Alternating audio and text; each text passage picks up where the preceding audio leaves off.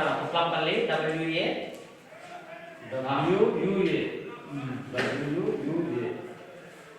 Tank number ఏం లేదు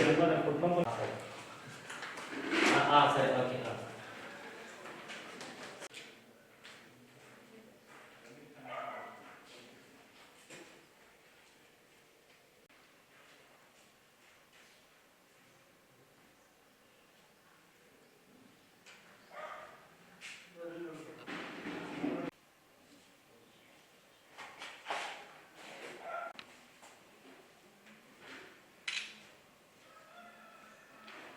నువ్వు రాడు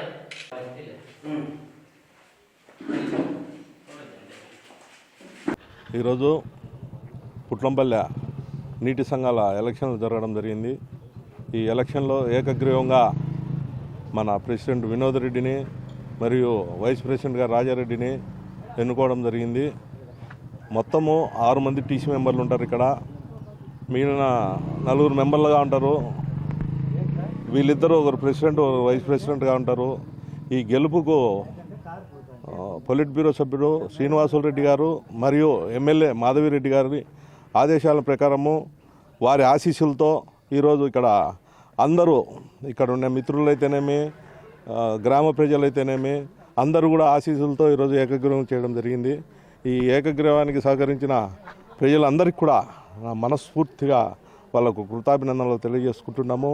మరియు మా గ్రామానికి మన రాష్ట్ర ముఖ్యమంత్రి నారా చంద్రబాబు నాయుడు గారు దీనికి సంబంధించిన చెరువు 131 ఎకరాలు గల చెరువు ఇది. గత ప్రభుత్వంలో 20 అడుగులు 30 అడుగులు గుంతలు కొట్టి రైతులను ఇబ్బంది పరంగా చేసి అక్రమంగా అమానుషంగా అందరినీ ఉపయోగించుకొని చట్టాన్ని కూడా తన పని చేయకోకుండా వాళ్ళు కోట్ల రూపాయలు లబ్ధి పొందడం జరిగింది. ఈ చెరువును మరమ్మతులు చేయించే దిశగా మేమంతా ప్రభుత్వానికి ఒక నివేదిక ఇవ్వబోతున్నాము. మా ఎమ్మెల్యే గారి ఆశీస్సులతో ఈ చెరువు కానీ ఈ మరమ్మతులు కానీ చేయవలసిందిగా మనము ఈ ఎలక్షన్ మూలంగా మేము తెలియజేసుకుంటాం.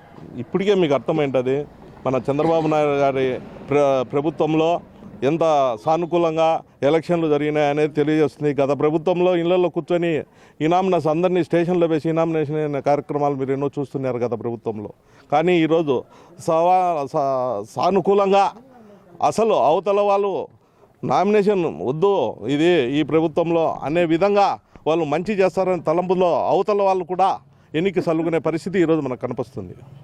మా పేరు వినోద్ కుమార్ రెడ్డి. ఈరోజు చెరువు ప్రెసిడెంట్గా నేను ఎన్నికయ్యాను. నా ఎన్నికకు కృషి చేసిన ఎమ్మెల్యే గారు మాధవిరెడ్డి గారికి, పోలిట్ బ్యూరో సభ్యుడు శ్రీనివాసులరెడ్డి అన్న గారికి ఎంతో శుభాకాంక్షలు తెలియజేస్తున్నాను. గత జగన్మోహన్ రెడ్డి గవర్నమెంట్లో నీటి సంఘం ఎలక్షన్ అంటే ఇళ్లలో ప్రజలను దిగ్భ్రాంతులు చేసి స్టేషన్లో వేసి వారు ఇనానమస్ చేసేవారు. ఈరోజు అతుల పార్టీ వాళ్లకు మేము ఎలాంటి ఇబ్బంది కలగనీయకుండా చేశాం. కానీ వారే మా మీద నమ్మకంతో మేము ఈరోజు ఈ ఎలక్షన్లో గెలిస్తే వాళ్ళు మంచి చేస్తారు, పుట్లంపల్లి చెరువు అభివృద్ధి చేస్తారు. గత 20 సంవత్సరాల నుంచి లేని కడప ఎమ్మెల్యేకి ఈరోజు మేము పట్టం కట్టాం టీడీపీకి.